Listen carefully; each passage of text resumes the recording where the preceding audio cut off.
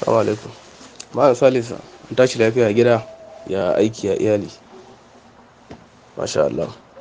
Wato Salisu, akwai abin da ya faru da ni jiya. Ko in ce dai kusan bai dai faru da ni ba, Allah ya yi. Akwai wani kwastoma da ya zo ce in tura mai kuɗi. Ya bani 400,000. Ya bani 400,000 ya ce in tura mai da daddare ne a lokacin. Around 8 bayan na dawo sallar isha. Na ƙirga kuɗin 400,000 in 1,000 is complete. Sai na ce mai kuɗin shi ya cika, sai ya ce to nan zai bani charges muka yi jinga. Sai ya biya ni.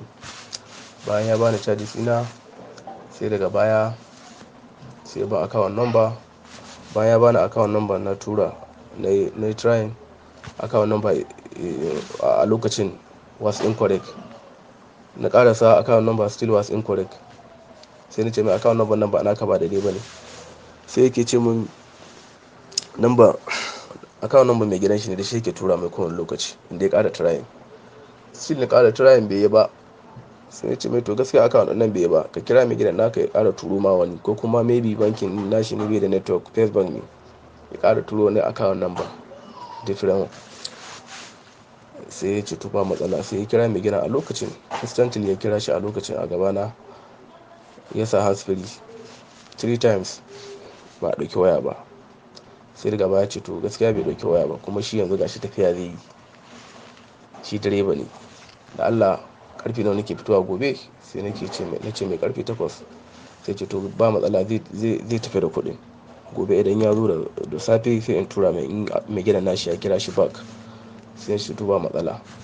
A'a, bayan ya fita shago ko minti ɗaya bai ba sai gashi ya dawo shagon.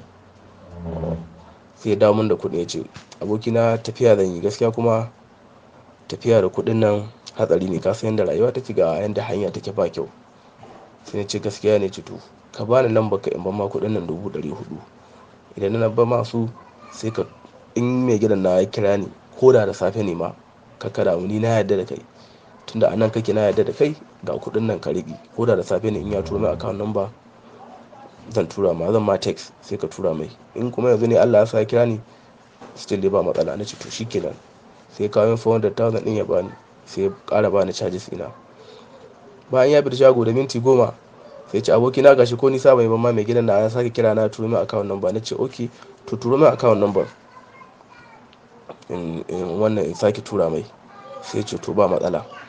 Sai turo min account number text. Ba ma text bai min ba. Sai ce waya na ba ta tura text. Ban iya ce mai ma bai iya tura text ba. Bari zai karanta min account number. Kaga ya nuna mai a irin ba gidajen shi ne, saboda in ƙara yarda da shi. Wa bai iya tura text ba, amma dai bari zai karanto min account number in rubuta. Na ce to ba matsala. Sai kira min account number one by one sai na rubuta. So bayan na gama rubuta sai na yi dialing a money point ina.